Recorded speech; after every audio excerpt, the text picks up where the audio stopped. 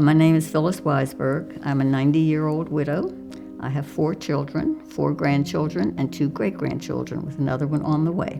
I was the victim of an online scam. The scammers managed to get into my checking account.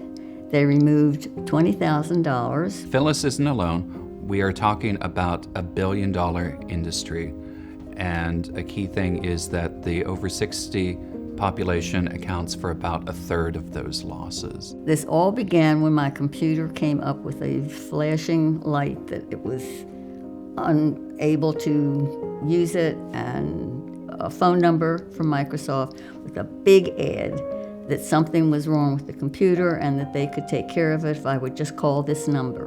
And I called that number and they answered Microsoft. They were there to help me. They were the scam department of Microsoft, which of course it was not.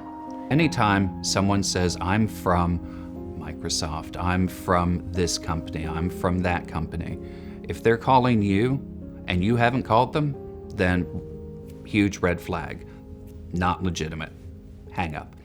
The first thing was they warned me. This was the only warning that I got. Nothing, no physical threats or anything, but a warning not to discuss this on the telephone because these bad guys could get in and hear all the conversations that were on the phone. At the end of the day, scams are about psychological manipulation. And a key piece of psychological manipulation is getting people into what amounts to an isolated reality, which gives the attacker greater opportunity to shape and manipulate that sense of reality. And that's when they sent me this list with the address of this foreign country and how to send a wire, which I had never in my life sent a wire before. I had no idea. And I thought, well, I'll go to the branch closer to home, where I always go, which is where I went.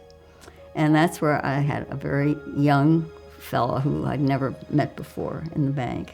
And he asked the same questions that they told me he would ask. Where is the money? Why are you doing this? And the answer was, it's a real estate venture, which was, of course, obviously not my idea. I had all the answers programmed for me, so I would give the right answers to him. It's important to understand that Phyllis, to a degree, was kind of outgunned here, because we're talking about people who are professionals. They go in day after day and do nothing but phone tech support scams for 8 hours a day. My first reaction was total embarrassment that I would do anything that stupid.